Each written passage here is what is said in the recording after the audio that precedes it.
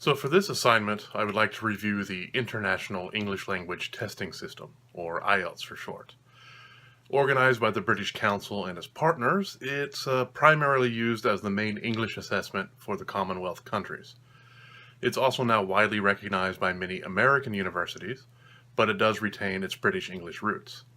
In fact, aside from the listening section, the test has been rewritten into American English for test takers in the States. The test itself is in 4 sections, and they are, for the most part, presented in the same order.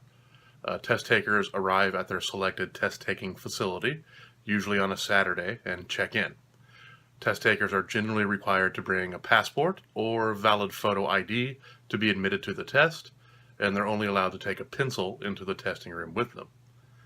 Once they've found a seat and have been given their test booklet and their answer sheets, they will begin with the listening section, move on to the reading section, follow that with the writing section, and finish with the speaking section.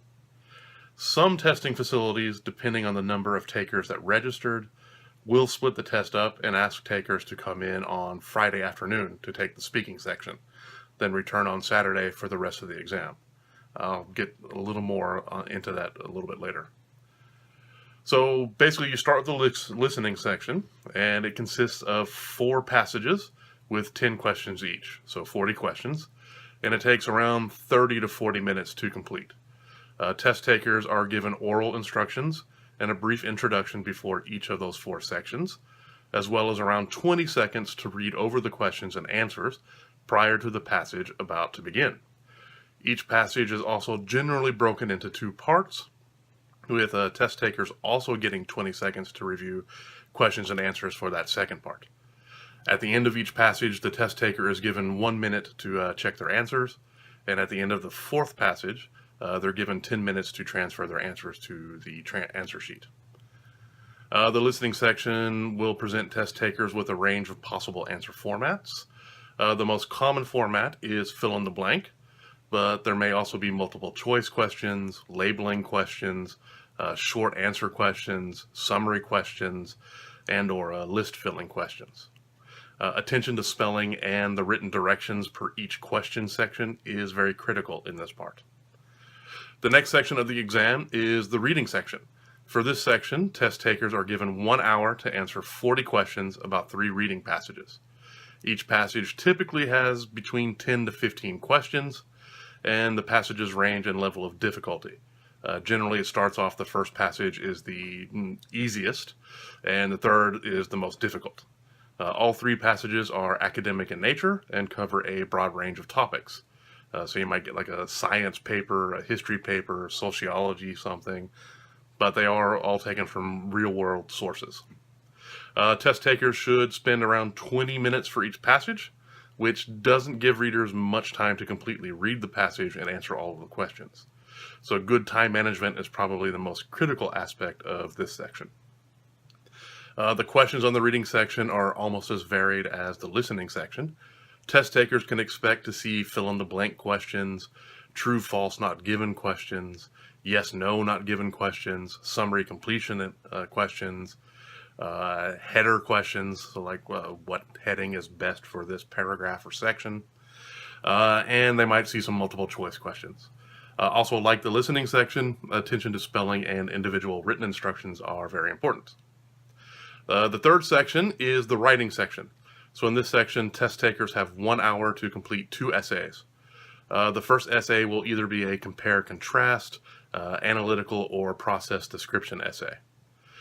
Test takers will be presented with either an image, a process, or a chart and asked to write about it. This essay requires a test taker to write a minimum of 150 words on the topic, and it should be completed within 20 minutes. The second essay is generally an opinion or persuasive essay. The test takers are given a topic and asked if they agree or disagree with it. They then write a minimum of 250 words about that topic, giving personal examples when they can.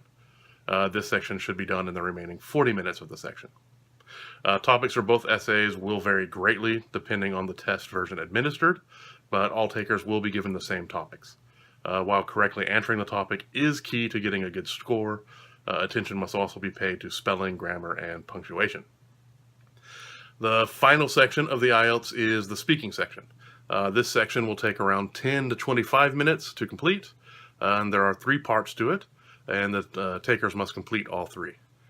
They will generally be related to one another. The first part will be a general introductory, so questions like, what's your hometown, what are your hobbies, what do you like to do with friends. For the second part, the taker will be given a topic card with a central question and an outline of everything the test taker should mention in their answer. They then have 1 minute to prepare their answer, and they should speak for around 2 minutes on the topic. The final part will usually be directly related to the second part and will be performed in a discussion format. So the administrator or the proctor will ask a series of questions about the topic, and then the taker answers those. So this section is kind of broader or more societal, whereas the second section is more personal. For this section, it is important for the taker to fully understand the questions that are asked. You will get marked off for asking for clarification. And while some of the questions can be successfully answered in short form, the taker should always try to expand on the topic as much as possible. When they finish the test, the taker is free to leave, and they will receive the results within about a month of taking the exam. I think they say about 14 days, but sometimes it can take up to a month. The exam is scored on a range of 9 bands, with band 9 being the best, and all sections are scored by hand, and the writing and speaking sections have pretty thorough rubrics provided to aid the graders. One final note before I do give my analysis of it and my own personal opinion of the test. The test taker should be aware that there are 2 versions of the IELTS. There is the general training exam and the academic exam. Takers should be aware that they will want to sign up for the academic version. I think a majority of universities would not accept the general training version. So overall, I do believe the test is very useful and has many good qualities. It covers the 4 essential aspects of English communication, so listening, reading, speaking, and writing. Each section has its own set of guidelines and specific rubrics for grading. The instructions for each section are clearly laid out and explained fairly well. A few of the instructions, for example, like the list selection questions, can be a little confusing, but on the whole, the rest are very clear. There are even resources available from IELTS.org that enable teachers to align the test with Common Core standards. For the test itself, it tends to follow many of the checklist items that Brown presents to make a good assessment. The test is practical in that it is efficiently set up for administrators and takers to successfully complete and grade and finish it in an allotted time frame. It's reliable in that it uses good facilities to administer the test. Every test taker gets a clean copy of the exam materials. Usually the audio equipment is very clear and easy to hear. It also has strict grading methods that allow little room for error on the grader's part. And as far as I'm aware from reading the available materials and through talking with students that have taken the exam, the grading policies are set from the test creators, so like the British Council, Cambridge, those guys, and all the proctors must follow those guidelines. I think this would result in making the test as fair as possible for all takers. And the test also seems to be a valid and authentic assessment.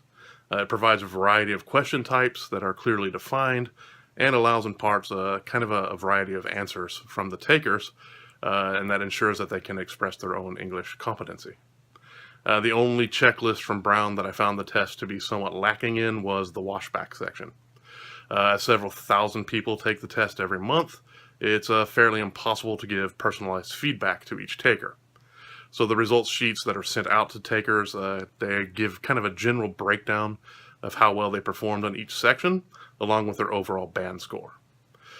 On the other side, away from the test, in the classroom, the test also has many good uses. It can be used for a variety of techniques used by native speakers, such as training for skimming and scanning passages, locating sight words or keywords, practicing pre-reading, especially for the listening section. And these things, again, they assist the takers not only with the test, but everyday English interactions. The reading section can be used to introduce students to a wide range of academic vocabulary, which will help them quite a lot once they enter university. The listening section exposes students to a variety of English accents, since it is still in British English, and pronunciation styles, so they could theoretically understand English speakers from a multitude of places, given enough practice. The writing section can provide good practice for expository, persuasive, and compare-contrast writing styles, and the speaking section can be used for both casual formal speaking situations and further listening comprehension practice. I have to understand the question before I can answer it. By taking the test itself and having its variety of uses in the classroom, as I said, I do believe that the IELTS test is very useful. Unfortunately, this by no means makes the IELTS a perfect test. There are still several objections that I have with it. My biggest objection is that the entire test is still written by hand. While it's not such a big deal for the listening and reading sections, it can cause a negative impact for the writing section.